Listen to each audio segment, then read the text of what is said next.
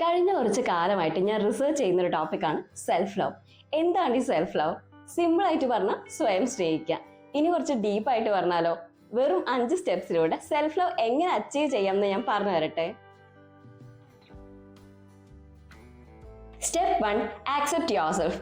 നമ്മൾ ആദ്യം ചെയ്യേണ്ട ഒരു കാര്യം, നമ്മൾ എങ്ങനെയാണോ അങ്ങനെ തന്നെ നമ്മളെ ആക്സെപ്റ്റ് ചെയ്യാൻ പഠിക്കണം.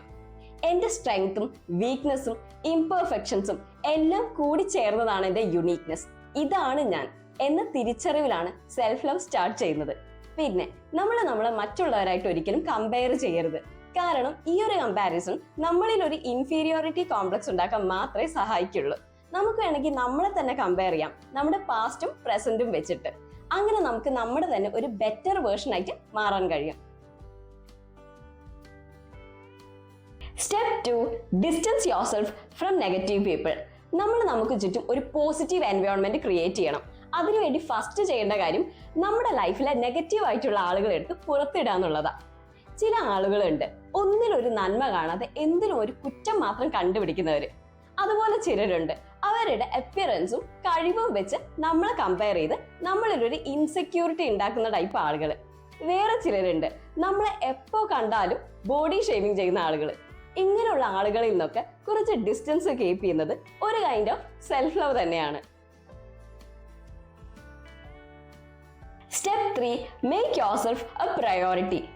നമ്മളെ പ്രയോറിറ്റൈസ് ചെയ്യാം. നമുക്ക് എല്ലാ ദിവസവും നമുക്ക് വേണ്ടി മാത്രം കുറച്ച് പേഴ്സണൽ ടൈം കണ്ടെത്താം. ഈ മീ ടൈം എന്നൊക്കെ പറയില്ലേ, അതൊരിക്കലും നമ്മൾ ഒറ്റയ്ക്കിരുന്ന് ഫോൺ സ്ക്രോൾ ചെയ്യുന്ന ഒരു ടൈം ആവരുത്. ഈ ഒരു ടൈമിൽ നമ്മുടെ മെന്റൽ ഹെൽത്തിനും ഫിസിക്കൽ ഹെൽത്തിനും വേണ്ടി നമുക്ക് എന്തൊക്കെ ചെയ്യാവോ അതൊക്കെ ചെയ്യാനുള്ള ഒരു ടൈം. ഒരു മോർണിംഗ് ഓർ ഈവനിങ് വാക്കിന് പോവാം. റീഡിംഗ് ഹാബിറ്റ് ഉള്ളവരാണെങ്കിൽ ബുക്സ് വായിക്കാം. എക്സസൈസ്, യോഗ, മെഡിറ്റേഷൻ, നമ്മുടെ മനസ്സിന് സന്തോഷം തരുന്ന എന്തും നമുക്ക് ചെയ്യാം.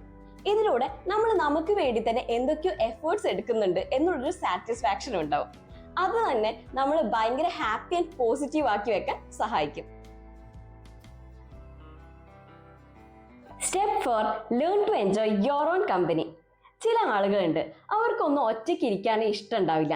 എപ്പോഴും ആരെങ്കിലും ഒക്കെ കൂടെ ഉള്ളതായിരിക്കും അവരുടെ ഹാപ്പിനെസ്.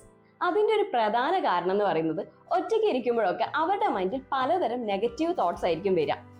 ഒരു പക്ഷേ കഴിഞ്ഞുപോയ കാലത്തെ ചില സങ്കടങ്ങളാവാം, അല്ലെങ്കിൽ തനിക്ക് ഒന്നിനും കഴിവില്ല, തന്നെ ഒന്നിനും കൊള്ളില്ല എന്നുള്ള നെഗറ്റീവ് അഫർമേഷൻസ് ആവാം. ഇവിടെയാണ് ശരിക്കും സെൽഫ് ലവിന്റെ ഇമ്പോർട്ടൻസ്. എങ്ങനെയാണല്ലേ, നമുക്ക് ഒട്ടും ഇഷ്ടമില്ലാത്ത ഒരാളുടെ കൂടെ നമുക്ക് ടൈം സ്പെൻഡ് ചെയ്യാൻ പറ്റുമോ? കുറച്ചു നേരം അവരുടെ കൂടെ ഇരിക്കുമ്പോഴേക്കും നമുക്ക് അവിടുന്ന് എങ്ങനെയെങ്കിലും ഒന്ന് സ്കൂട്ടായാൽ മതി എന്നുള്ളൊരു തോന്നലായിരിക്കില്ലേ? അത് തന്നെയാണ് ഇവിടെയും വർക്ക് ചെയ്യുന്നത്. അതിനെ ഞാൻ നേരത്തെ പറഞ്ഞ പോലെ നമ്മൾ സ്വയം ആക്സെപ്റ്റ് ചെയ്ത് നമുക്ക് ഇഷ്ടമുള്ള കാര്യങ്ങളൊക്കെ ചെയ്തു തുടങ്ങണം. നമ്മളോട് തന്നെ സംസാരിക്കണം, അപ്രീഷിയേറ്റ് ചെയ്യണം. നമ്മുടെ മൈൻഡിൽ വരുന്ന എല്ലാ നെഗറ്റീവ് തോട്ട്സും നമ്മൾ പോസിറ്റീവ് ആക്കി മാറ്റണം. എനിക്ക് ആ കാര്യം ചെയ്യാൻ കഴിയില്ല എന്നുള്ളത് എനിക്കത് ചെയ്യാൻ കഴിയുമെന്ന് സ്വയം പറയണം. പതിയെ പതിയെ നമുക്ക് നമ്മുടെ തന്നെ സപ്പോർട്ട് സിസ്റ്റമായിട്ട് മാറാൻ കഴിയും. Final and the most important step, forgive yourself. നമ്മുടെ ലൈഫിൽ നമ്മൾ പല റോങ് ഡിസിഷൻസും എടുത്തിട്ടുണ്ടാവും. പക്ഷെ ഒരു കാര്യമുണ്ട്, എല്ലാ റോങ് ഡിസിഷനിൽ നിന്നും നമ്മൾ എന്തെങ്കിലുമൊക്കെ ലെസൺ പഠിച്ചിട്ടുണ്ടാവും.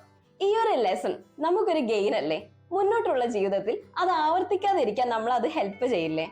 ഇപ്പൊ നമ്മുടെ ഒരു ഫ്രണ്ട് അവളെ ലൈഫിൽ എടുത്തൊരു റോങ് ഡിസിഷൻ കാരണം ഫുൾ ഹേർട്ടായി സ്വയം ബ്ലെയിം ചെയ്ത് നമ്മൾ അടുത്ത് വന്നാൽ നമ്മൾ എന്താ ചെയ്യാം?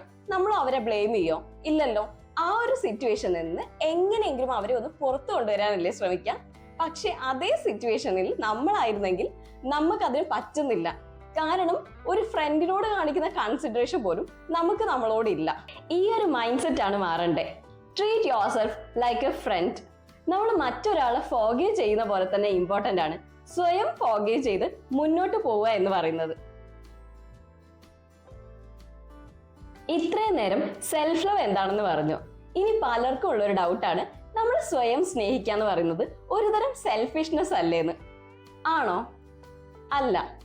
നമ്മളിപ്പം ഒരുപാട് പേരെ പരിഗണിക്കേണ്ട ഒരു സിറ്റുവേഷനിൽ അത് ചെയ്യാതെ നമ്മുടെ സ്വന്തം കാര്യം നോക്കുകയാണെങ്കിൽ അതിനെ നമുക്ക് സെൽഫിഷ്നെസ് എന്ന് പറയാം. ഞാനിപ്പോൾ ഒരാളോട് എനിക്ക് ഏറ്റവും ഇഷ്ടം എന്നെയാണെന്ന് പറയുകയാണെങ്കിൽ ഓപ്പോസിറ്റ് ഉള്ള ആളുടെ മൈൻഡിൽ ഫസ്റ്റ് വരാൻ ചാൻസ് ഉള്ള ഒരു കാര്യം, ഓ ഇയാൾ ഇത്തിരി സെൽഫിഷ് ആണല്ലേ എന്നായിരിക്കാം. അതിന്റെ ഒരു പ്രധാന കാരണം എന്ന് പറയുന്നത് ചെറുപ്പം തൊട്ടേ നമ്മളോടാരും ലവ് യോർസെൽഫ് എന്ന് പറഞ്ഞു തന്നിട്ടില്ല.